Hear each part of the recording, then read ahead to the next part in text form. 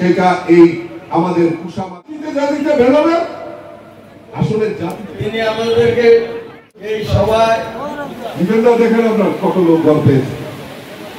ঠিক আছে, হাত সেই জন্যই আমরা আজকে এখানে সমবেত হব। তার থেকে শিখিয়েছে ডেভেলপমেন্ট হবে।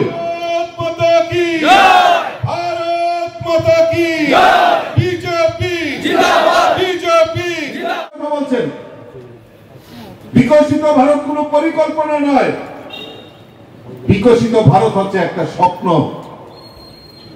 এই বিকশিত ভারতে আমার সমাজের প্রত্যেকটা অংশের মানুষ সুরক্ষিত থাকবে। আমার গরিব অংশের মানুষ না খেয়ে যাতে না থাকতে পারে তার ব্যবস্থা করতে হবে। কৃষকদের আয় দ্বিগুণ করতে হবে। আমাদের যারা মহিলারা রয়েছেন তাদের সুরক্ষিত করতে হবে।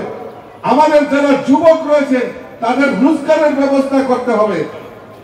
সমাজের কৃষকদের উন্নয়ন করতে হবে, শ্রমিকদের উন্নয়ন করতে হবে।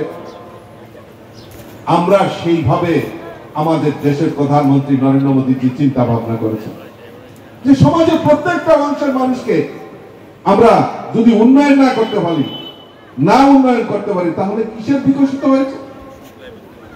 তাই মোদীজি 11 বছরে উনি প্রয়াস করেছেন যে না, আমরা চাই সমাজের প্রত্যেকটা অংশের মানুষকে আমরা সেই জায়গায় পৌঁছে দিতে।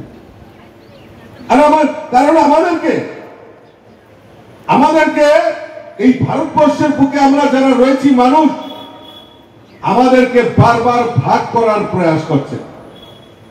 দেশকে ভাগ করেছে, জাতিতে জাতিতে ভাগ করেছে, এবং এই ভাগ করে তার সুযোগ অন্যরা রাজনৈতিক ফায়দা তোলার জন্য করছে।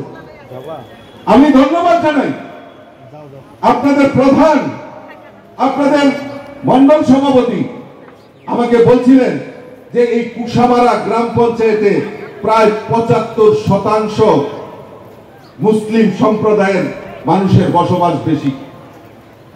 আর এখানে হিন্দু মুসলিম সবাই মিলিতভাবে এই গ্রামের উন্নয়নের জন্য কাজ করছে। আর সবচেয়ে অবাক করার বিষয় যে 75% মুসলিম সম্প্রদায়ের লোক বসবাস থাকা সত্ত্বেও আমরা 2023-এর বিধানসভা নির্বাচনে আমাদের জিতেন মজুমদারকে এখান থেকে বিপুল ভোটে এই বুথ থেকে জয়যুক্ত করেছে।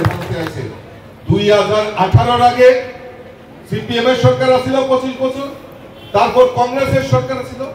আমাদের সরকারি চাকরি 2018 আগে সরকারি চাকরি মুসলমান কয়জন করত?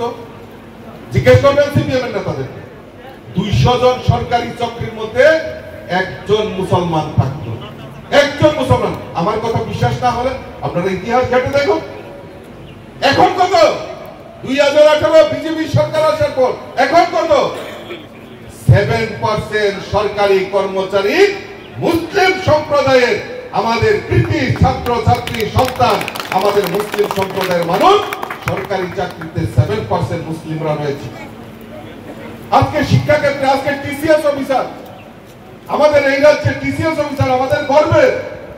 আজকে মুসলিম সম্প্রদায়ের তারাও টিসিএস অফিসার, আইএস অফিসার সেখানে তারা হচ্ছে।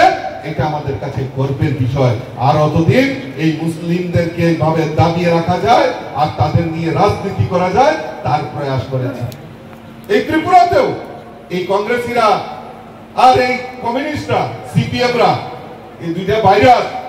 আপনারা কইছে না যে বিজেপি সরকার হলে মুসলমান কেউ থাকতে দিত না, সমস্ত মসজিদ টসজিদ ভেঙে দেব, সব কইছে না? জিজ্ঞেস করে কানে বলা দিয়ে ওই নেতাটিকে পাইলে পাননি আপনারা? যদি কোনদিন পান ওই ভোট আইলে আবার দেখে আসবো, তখন কানে বলা জিজ্ঞেস করেন, বলে বিজেপি আইসে বলে না, বলে সব মুসলমানরা বাংলাদেশ পাঠাই দেয়। কই আমরা দিয়ে আছি, আমরা দিয়ে আছি, তোরা মিথ্যা কথা কইছিস কেন? একদম কানে বলা দিয়ে তাদেরকে জিজ্ঞেস করা। বন্ধুগণ,